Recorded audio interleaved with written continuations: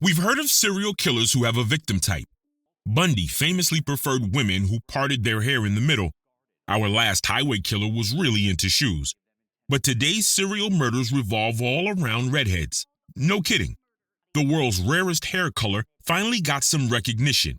Unfortunately, it's not the kind of recognition that they would have wanted. The gingers just can't get a break. There is no shortage of jokes that they have no souls or that they all have tempers as fiery as their hair, not to mention a few more unsavory jabs. Unfortunately, there's nothing humorous about the redheads in our files today. This time, they were targeted by a crazed killer roaming the highways, hunting only for women with red hair. Welcome to our second installment on the highway serial killer problem going on in America. This one's a strange one, so let's get into it. As you know, we're slowly working our way through the inordinate amount of serial murder cases along America's highways. This has been going on since the 40s, stretching all the way into our modern day and age. But among all of those hundreds of white crosses along our most traveled roads lies a very strange series of murders, targeted only at women with flaming red locks. It all started with the discovery of 28-year-old Lisa Nichols on September the 16th, 1984. She was found at an exit ramp on Interstate 40 near West Memphis, Arkansas, by a hitchhiker. Lisa was only wearing a knitted sweater. Her cause of death was from strangulation, but other than that, police had nothing, not even a name for this strawberry blonde beauty. It took investigators 9 months to identify her because Lisa was estranged from her family and she was known in the area by the aliases Jarvis and Baby Doll.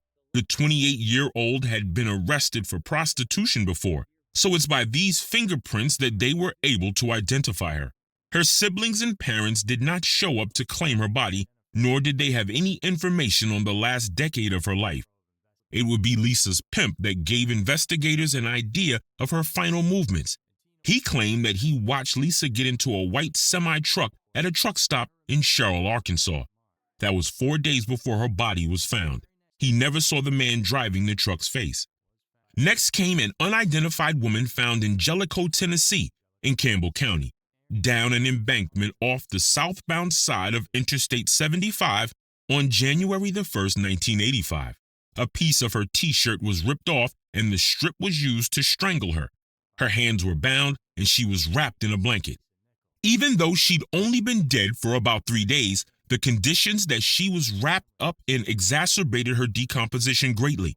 Surprisingly, there was a small amount of DNA found on her body that was stored properly.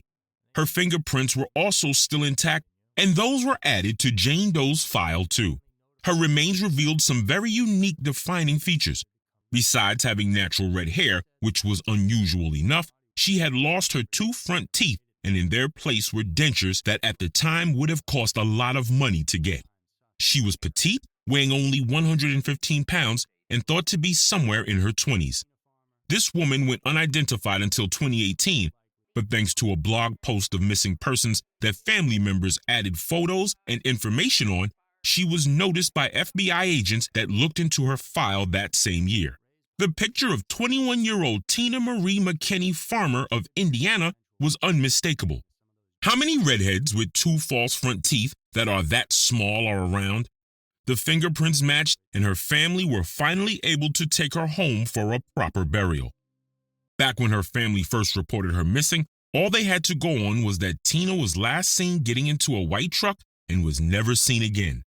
And her file was never added to the missing persons database because Indiana didn't have laws requiring that missing people be added to anything other than physical file storage. To have Tina finally identified is a miracle in and of itself. But keep that DNA sample found on her in mind. We're going to circle back to it in just a second. On March 31st, 1985, the remains of a strawberry blonde female was found in Pleasant View, Cheatham County, Tennessee, at the side of Interstate 24.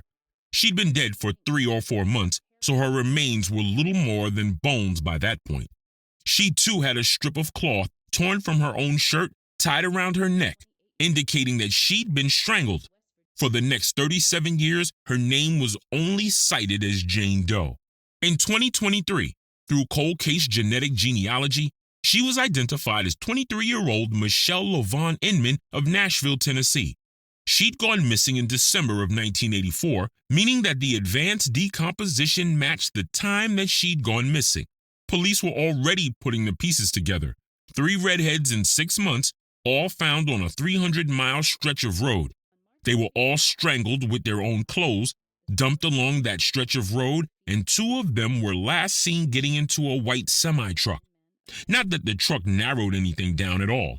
On these highways, there are thousands of trucks driving through every day, and most of them are painted white. Just one day after Michelle was found, on April the 1st, another body was found inside an old Admiral refrigerator outside the town of Gray in Knox County, Kentucky, alongside Route 25. The woman inside had been dead for 48 hours, so her body was still in good shape. Outside of 2 mismatched socks and 2 necklaces, Jane Doe had no other clothes on. She did have a number of distinguishing moles on her body, a tooth that was stained yellow, and she showed signs of having given birth very recently. And yes, she too had red hair cut into a bob. There were no signs of strangulation, no strip of cloth, and no ligature marks on her neck. Investigators believe that she'd managed to escape her attacker, run into the brush, and hid inside the refrigerator. But she became trapped and suffocated inside the very place she'd taken refuge in. Gray is a very small town where nothing ever happens, so the news ran through town like a wildfire. Locals gave her a proper burial, with the whole town and a few reporters in tow showing up for her funeral. This televised event brought several truckers forward who claimed that a woman had been asking for a lift on that road around the time that this new Jane Doe would have died. She was communicating with them over CB radio, a common habit of hitchhikers at that time, since truckers used them to chat to each other and still do today. Unfortunately, they couldn't give a name for her or the trucker that agreed to give her a ride. All they had was that she'd last been known to catch a ride from a truck driver. She remained unidentified until 2018, when Knox County Sheriff's Office was able to match her DNA to that of her own now-adult daughter. SB Regina Pilgrim was 28 years old when she died and had 5 children at home. Her youngest daughter, the one that submitted her DNA, was just 6 weeks old at the time her mother vanished. The killer was dubbed by the papers as the Bible Belt Killer because all the bodies were found along the highways of the Bible Belt. It's a cultural region in the southern parts of the Midwestern United States where evangelical Protestantism plays a strong role in society. But locals, and police for that matter, referred to the women as the redheaded murders. There is an incident that occurred in this time frame that needs to be mentioned, and that's the case of Linda Shack, believed to be the only survivor of the redheaded killer. Linda, also a redhead, was nearly killed by a man named Jerry Leon Johns in December of 1984, just 2 months after Tina Farmer was murdered. They'd met at the Quechuan Club where she worked and went to John's motel room, with the intentions to get intimate with each other after Linda's shift ended. But Johns pulled out a gun, bound her hands, and strangled Linda with a strip he'd torn off her t-shirt. Linda was so close to death that Johns thought she was dead. He dumped her body next to Interstate 40 in a storm drain. Linda crawled to the road and flagged down help. She identified Johns, and her belongings were found in his motel room. Johns drove a white semi-truck, so there's that fact that tied him to the others too. He was found guilty of aggravated kidnapping and assault. Johns was interviewed about the Redhead murders as well as 200 other bodies found along the Bible Belt.